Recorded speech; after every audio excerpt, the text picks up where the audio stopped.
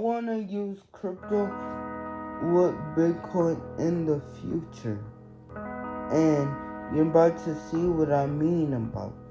You're about to see what I mean about that. And I'm gonna break it down for y'all. Just wait a minute. In the next clip. People think we have to choose real estate or Bitcoin. But what if I told you that was the biggest wealth mistake that you can make? It's actually a way how to use Bitcoin as an accelerator.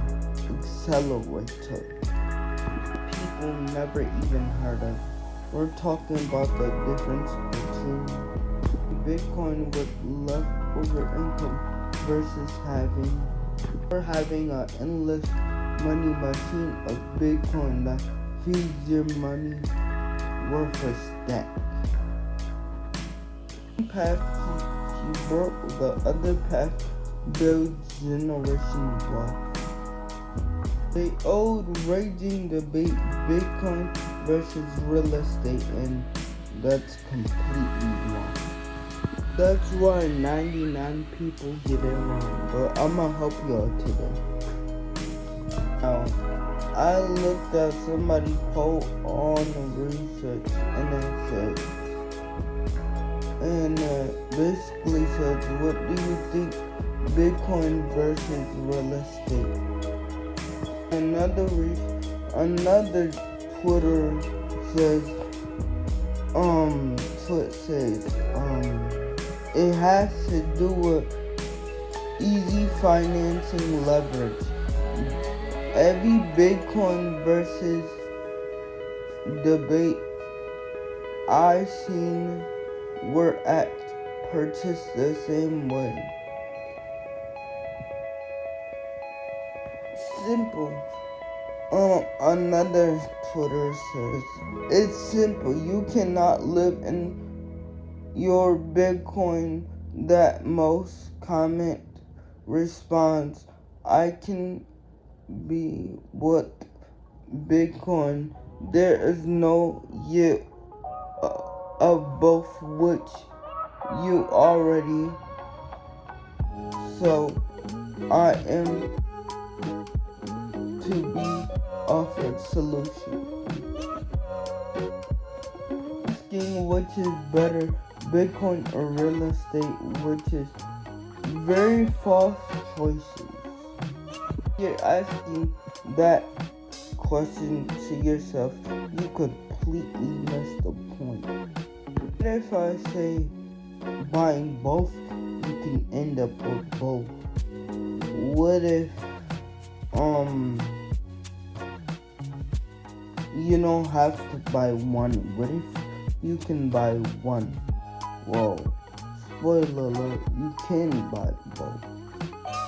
And I'm gonna tell y'all how y'all can buy both. Tip number 1, Bitcoin Max. What is you buying a lot of Bitcoin? Things in that nature. And through the confused people in the middle would say, at first they say Bitcoin's dead, Bitcoin's this, Bitcoin's that, Bitcoin's going down, basically.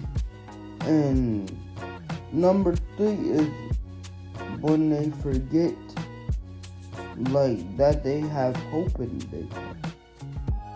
And, like, as a person, you can have to wake up. And I heard this story, by age 27, he sold his business.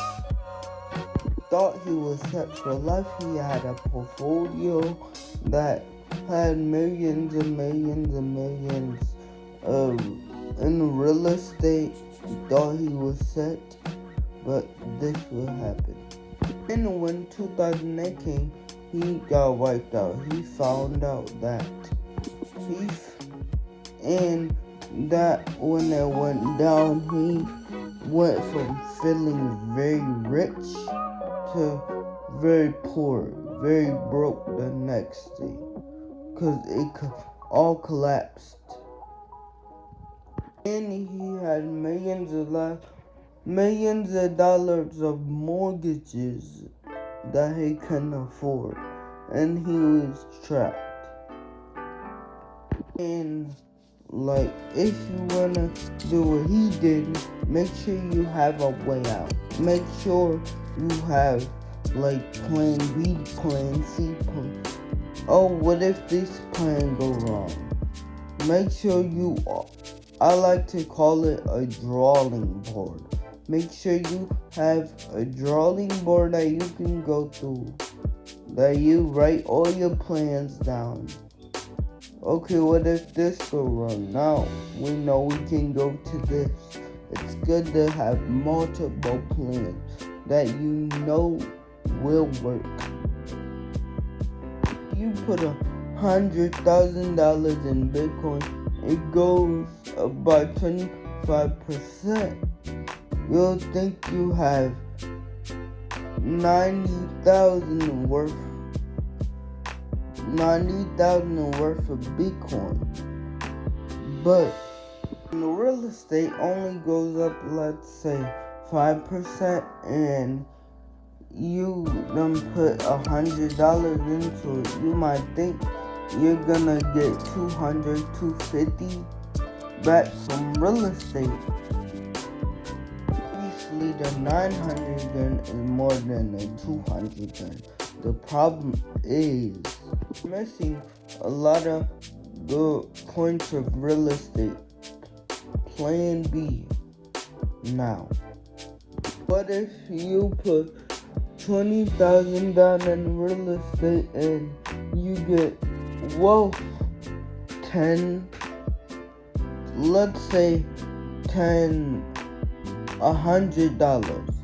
or $10,000. Now let's say that property grows in real estate. You made about that property grows to be $10,000, and from 10 years now, you get 5% from that property, and you have $24,000 coming in cash flow. You currently made $88,000 from that deal. Now the ROI, or the return on your investment, 430. Now what if we start combining these? We put that in Bitcoin, the 80,000 put into Bitcoin, what you will get 25% of investment. Investment over 10 years, and the percent you've been, let's say percent 9, and now 9 years, and now you done made 700 from Bitcoin alone. That is a Bitcoin ROI from 8,000%. But it did better. What will happen if we combine them together?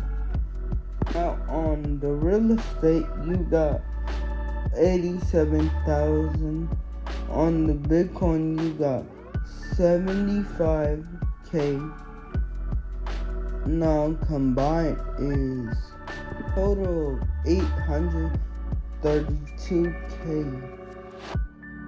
Now you still haven't got it there. The other solution is there's a hidden multiplier. Without real estate, let's say I have an income of $5,000. I don't know, you live in New York, you live in California, you live in Norway, you live in places like this, and let's say you're in a high tax rate where the taxes are high. You have a 50% tax rate. 50% go to taxes, that means you're gonna pay 250 grand after tax income. You're getting $250,000. Now say you take that money you got left over, well, buy some Bitcoin with it, cause you want your money to keep growing and keep growing and keep growing. You wanna become rich. Let's say with real estate, you make the same $5,000 you made from Bitcoin. Let's say you buy a $5,000 property, which will give you $400,000 right off back. You have a 10% per factor rate, which means you will be paying taxes at $50,000. Their taxes come, you will pay $450,000. Real estate has many leverages we don't know, no, we don't understand. Now on top of that, you got more money, got more flow, got more growth from on top of Bitcoin and real estate. You have the tax, so you get 200,000 per grand times. It's growing at 25%, which leaves you with, that becomes $1.9 million. On top of that, you have cash flow coming from